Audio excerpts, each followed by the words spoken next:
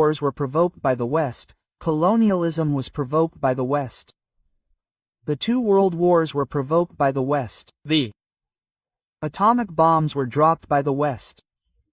So, this idea of the moral superiority of the West is absurd, right? It's something completely historical. This moral superiority doesn't exist.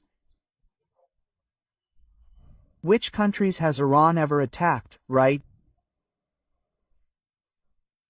So this moral superiority of the West, it doesn't exist. We can't evaluate the Iranian experience based on these Western criteria. No, of course, not at all. Although there are values that are non-negotiable in the world, right? It's not about killing children.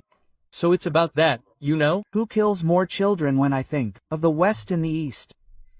Who kills children? Huh, that's the worst thing I'm going to tell you, huh? So we have to take action and, I repeat, at this moment I'm not saying that these discussions aren't important. No, of course, and I know that's not the topic, but when you pointed something out, I wanted to understand it better. What I think we need to do at this moment. Because the thing I defend the most is freedom. At this moment we have to understand who the greatest enemy of humanity is.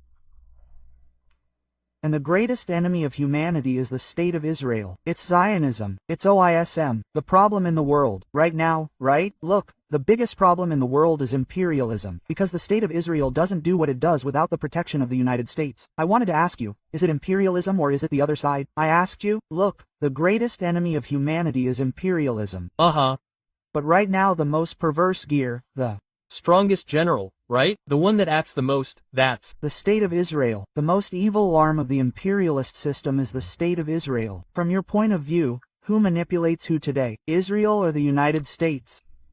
Israel is exceptional. Israel is the tail that wags the dog. Wow. Right? Why? Because Israel is the only country in the world that interferes in American politics. You look at France, the United Kingdom, weaker countries like Brazil, Argentina, they don't have American political interference. It interferes like that because the Zionist lobby is very powerful within the United States. In the United States, you have almost as many Jews as in Israel. You have 7.1 million Jews in Israel and 6 million Jews in the United States.